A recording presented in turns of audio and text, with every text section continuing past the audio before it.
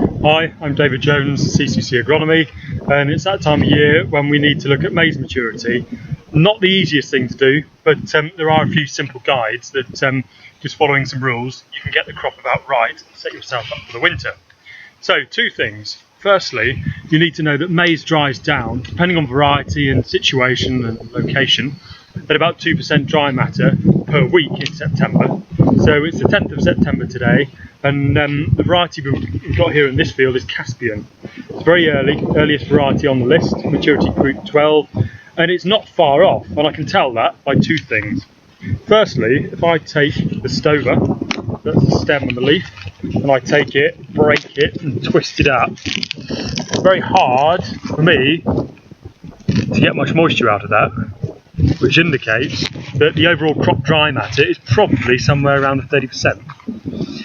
The second crucial point, and it depends of course on the objective for starch or overall dry matter that you're after, but if you take the cob, split it in half, I've got here one that I picked from the middle of the field, which I think is fairly representative.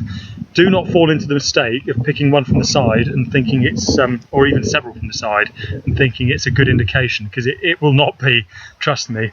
You get a very strange edge effect in maize, as you do with lots of other crops, but in maize it's doubly weird.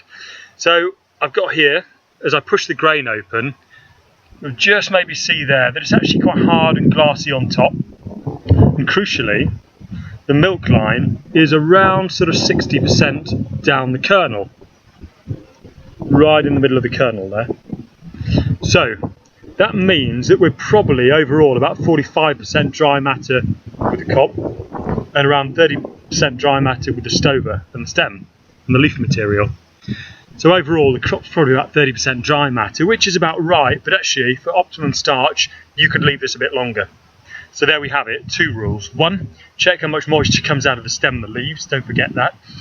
And two, make sure that you take enough cobs, you look at them and you understand how much starch is in the kernel and how much is being deposited and not just unconverted from sugars yet. So 75% milk line down the kernel and you will be about right.